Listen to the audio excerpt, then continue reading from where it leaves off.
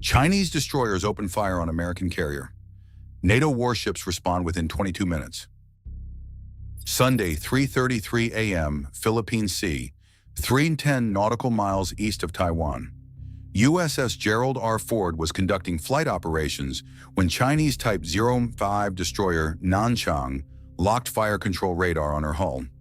Lock lasted 6 seconds, then 4 YJ-18 anti-ship missiles launched simultaneously, traveling at Mach 3, sea-skimming approach, each carrying 300-kilogram warhead. The Ford's Aegis combat system detected launches instantly. Battle stations sounded across the 100,000-ton carrier. 5,000 crew members snapping to action stations. The largest warship ever built suddenly fighting for survival in the dark Pacific. And 280 miles southeast, NATO warships would change the outcome of this battle before it was over. American intelligence had tracked the Chinese task group for 9 days. Satellites mapped every vessel. Signal intercepts revealed communication protocols. Submarine USS Connecticut had shadowed the formation since leaving Chinese ports. Every weapon system cataloged, every crew schedule analyzed. The attack didn't come as a surprise to American planners. What surprised them was Beijing's willingness to actually fire, to cross from provocation to open warfare, to kill American sailors in international waters and accept whatever consequences followed. That decision revealed something about Chinese leadership that intelligence analysts had debated for years. When pushed far enough, Beijing would shoot first. Sunday morning confirmed it with fire and death. Ford's escort destroyers responded before the carrier could react. USS Lady Gulf, Ticonderoga-class cruiser, fired 4 SM-6 interceptors within 8 seconds of missile launch detection. USS Roosevelt launched 2 more. USS Gravely added 3. 9 American interceptors racing toward 4 Chinese missiles at Mach 3.5. The math was straightforward. American defensive systems outnumbered the threat. 3 missiles intercepted cleanly. 1 got through. Struck Ford's starboard bow. 300-kilogram warhead detonated against the flight deck. Blew a 22-foot hole. Killed 11 sailors. Started fires in the forward catapult system. The Ford was hurt, but alive, and her escorts were already calculating firing solutions on the Nanchang. USS Lady Gulf fired 8 Tomahawk cruise missiles at Nanchang at 3:35 a.m.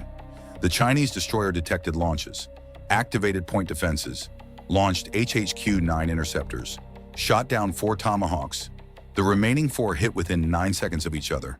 2 struck the forward VLS section, secondary explosions from stored missiles.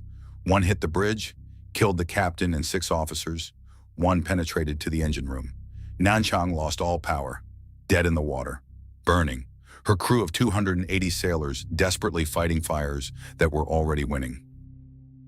3 more Chinese destroyers were operating with Nanchang, Type 052D vessels, Hefei, Urumqi, and Jinan. All 3 detected American missile launches. All 3 went to battle stations. All 3 faced same decision: continue attacking and risk American retaliation, or withdraw and abandon Nanchang. The Chinese task group commander chose to continue, ordered all 3 destroyers to launch maximum salvos at the American carrier group. 22 YJ-18 missiles launched at 3:37 a.m., 14 targeting the Ford, 8 targeting her escorts, the largest anti-ship missile salvo in modern naval history. What's your tactical priority? Type A for concentrating all defenses on protecting the carrier. Type C for splitting defenses equally between carrier and escorts. Comment your decision. American defensive response was extraordinary. Ford's FA-18 Super Hornets were already launching, armed with anti-radiation missiles targeting Chinese fire control radars. If Chinese ships couldn't aim, Chinese missiles would miss. Meanwhile, USS Lady Gulf's Aegis radar tracked all 22 incoming threats simultaneously. Allocated interceptors automatically. SM-2s engaged at 40 miles. SM-6s engaged at 25 miles. Phalanx CIWS systems on 5 ships created overlapping wall of fire for anything that survived. 17 Chinese missiles destroyed. 5 reached the formation. 2 hit Ford. 1 hit Roosevelt. 2 splashed close aboard other escorts from near-miss shrapnel. Subscribe now for complete tactical breakdown of how NATO changed this engagement. This is the analysis that goes deeper than anything available. HMS Prince of Wales received emergency flash traffic at 3:38 a.m. British carrier operating 280 miles southeast with NATO standing Maritime Group 2. Her captain didn't wait for political authorization. Launched 8 F-35B Lightning IIs immediately. Called sign Crusader flight, armed with Spear 3 cruise missiles and ASRAAM air-to-air weapons. NATO standing Maritime Group 2 commander ordered all 4 Allied warships to engage. HNLMS De Ruyter fired 8 Harpoon missiles at Hefei. Its Caio Duilio launched 6 Otomat missiles at Urumqi. FS Provence fired 8 MdCN naval cruise missiles at Jinan. The Allied response was simultaneous, coordinated, devastating. HMS Dragon, British Type 45 destroyer, fired 12 Sea Viper missiles at Chinese aircraft approaching from the west. J-15 fighters from Chinese carrier Shandong attempting to provide air cover for the damaged task group. The Sea Vipers were extraordinarily capable. Hit 9 J-15s at ranges between 30 and 60 miles.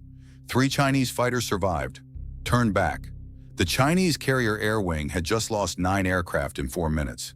The loss rate was unsustainable. Shandong's captain halted further launches.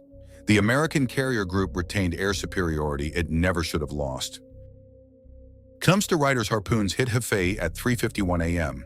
4 missiles struck the destroyer in rapid succession. The type Rome Fanu D was advanced, well built, but 4 Harpoon hits exceeded her damage tolerance. She listed immediately. Fires spread through the superstructure. Her damage control teams worked heroically, saved the ship from sinking, but couldn't save her from being mission killed. Hefei was out of the fight, drifting, no weapons, no radar, just burning steel and surviving crew hoping rescue came before she capsized. Italian Otomat missiles found Urumqi at 3:53 a.m. 2 direct hits. Both struck at the waterline. Flooding was catastrophic. Urumqi's pumps couldn't keep up. The destroyer listed 18 degrees to port within 6 minutes. Her captain gave abandoned ship order at 3:59 a.m. The French MdCN missiles hit Jinan simultaneously. 3 impacts. The last Chinese destroyer in the formation was crippled, dead in the water. The Chinese task group that had opened fire on USS Gerald R 19 minutes earlier was gone. 3 destroyers sinking or crippled. 1 already destroyed. The engagement was over in 22 minutes. Don't miss the full strategic implications of NATO entering this war. Subscribe and enable notifications for continuing coverage of this historic engagement. American damage control teams saved USS Ford through extraordinary effort. The carrier had taken 3 missile hits total. Fires in the forward catapult system, flooding in the bow compartment, 11 sailors dead, 34 wounded, but the ship's nuclear reactors were undamaged. Propulsion was intact. The flooding was contained. Fires were controlled. By 5 a.m., the Ford was making 18 knots on her own power, reduced from her normal 30 knots, but mobile, functional. Her captain radioed Fleet Command with words that would be quoted in history books. Ford is hurt but fighting. Request ammunition replenishment. Will resume flight operations at dawn. USS Roosevelt had taken 1 missile hit aft, lost the hangar deck, lost 9 aircraft, but her weapon systems were intact. Her Aegis radar was operational. She remained combat effective. USS Lady Gulf was undamaged. Continued coordinating the defensive battle. 2 escort destroyers had minor damage from near-miss shrapnel. No additional casualties. The American carrier group had absorbed 12 anti-ship missile hits across 4 ships, survived, fought back, killed the attackers. The damage control, the crew training, the ship design, all proved worthy of the investment. Chinese losses were catastrophic in proportion to their attack. 4 Type 05 and Type 02D destroyers committed to attacking the American carrier group. All 4 destroyed or mission killed. 9 J-15 fighters lost. 840 Chinese naval personnel killed or missing. The attack killed 11 Americans and wounded 34 more. The exchange ratio was devastating. China expended 4 advanced destroyers, killed 11 American sailors, failed to sink the carrier, failed to achieve any strategic objective. The attack that was supposed to demonstrate Chinese naval power instead demonstrated its limits. What should NATO do next to support American forces in the Pacific? Comment your strategic assessment. NATO cohesion proved decisive. 4 allied nations responded without hesitation or political debate: Britain, Netherlands, Italy, France. All fired weapons at Chinese warships within 22 minutes of the initial attack. The integrated response multiplied American combat power, added legitimacy, demonstrated that attacking American forces meant fighting the entire alliance. Chinese planners had assumed European NATO members would stay neutral in Pacific conflict, would prioritize economic relationships with China, would hesitate to risk war with nuclear power. Every assumption proved wrong. The Allied response was immediate, professional, overwhelming. 4 Chinese destroyers learned the hard way. American submarine force played invisible but critical role. USS Connecticut had been tracking the Chinese task group for 11 hours.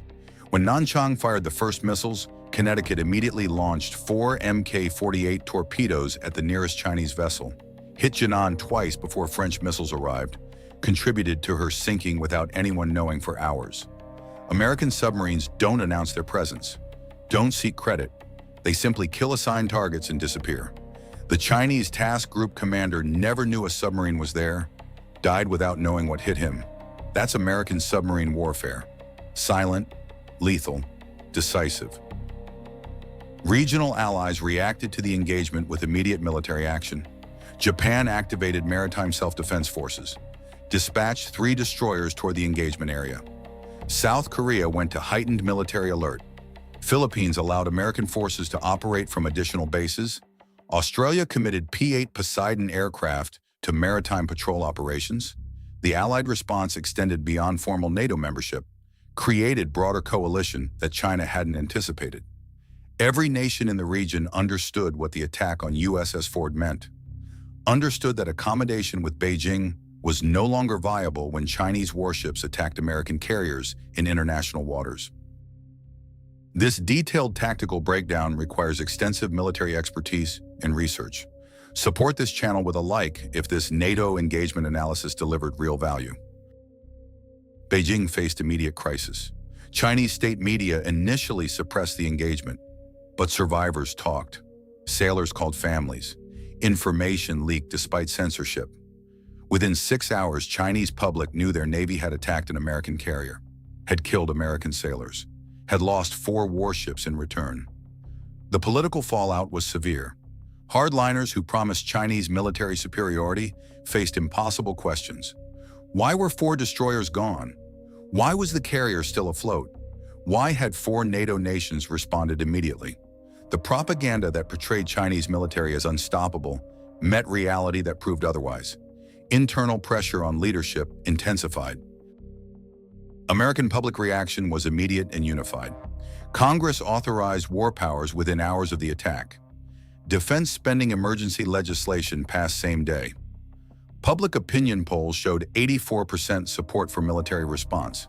The political unity removed any Chinese hope that domestic American politics would constrain military response. Washington was united, resolved, ready to escalate as much as necessary to protect American forces and allies. That unity was a strategic asset as important as any weapon system. Chinese strategy based on exploiting American political divisions found no divisions to exploit. Carrier USS Ronald Reagan was already steaming toward the engagement area at 32 knots. USS Carl Vinson coming from Guam. USS Abraham Lincoln transiting from the Indian Ocean. Within 72 hours, 3 additional carrier strike groups would join the Ford, combined naval power that would make the original 4 Chinese destroyers look like token force. Beijing was about to discover that attacking 1 American carrier group meant facing 5, that NATO support meant European allied warships joining American forces, that regional allies meant Japanese destroyers patrolling alongside. The strategic miscalculation grew worse with every passing hour. F-35B stealth performance changed the engagement completely. The 8 jets from HMS Prince of Wales flew at 200 feet above the waves. Chinese radar systems on surviving vessels swept continuously. found nothing. The F-35Bs were invisible. Released their Spear 3 missiles at 25 miles from the Chinese formation, each jet carrying 4 weapons, 32 missiles total, AI-guided, network-enabled.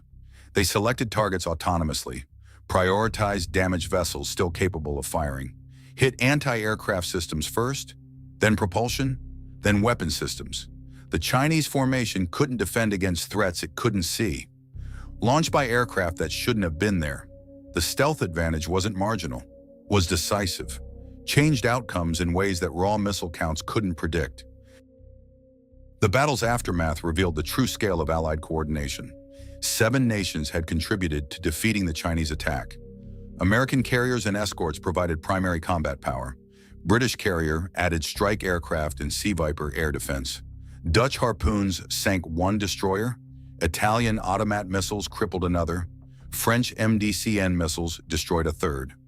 Japanese destroyers patrolling nearby provided intelligence. Australian P-8s tracked Chinese submarines throughout. No single nation achieved this outcome alone. The combined capabilities of allied nations operating under shared doctrine created force China never anticipated and couldn't counter. That coalition is America's greatest strategic asset. Sunday morning proved it.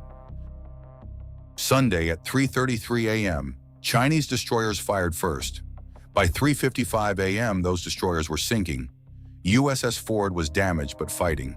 NATO allied ships had demonstrated collective response. American submarines had proven invisible lethality. And the message delivered to Beijing was unmistakable. Attacking American naval forces triggers immediate, overwhelming retaliation from multiple directions by multiple nations. The Pacific isn't Chinese water. American carriers will operate wherever international law permits. NATO support means the entire alliance responds when American forces are attacked.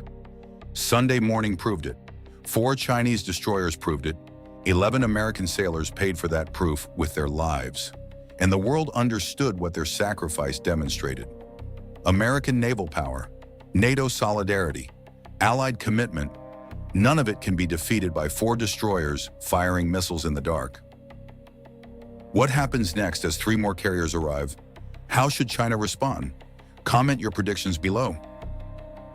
Your engagement determines our coverage. Every comment, every like, every subscription, enable notifications, because this conflict continues developing. More operations ahead, more analysis needed. This channel delivers real tactical expertise, real strategic assessment. Sunday's engagement changed everything. You understand why. You understand how. Subscribe now and miss nothing. The war that began at 3:33 a.m. Sunday is just getting started, and this channel will break down every engagement, every decision, every weapon, every consequence. That's the commitment. That's the analysis. That's why you're here.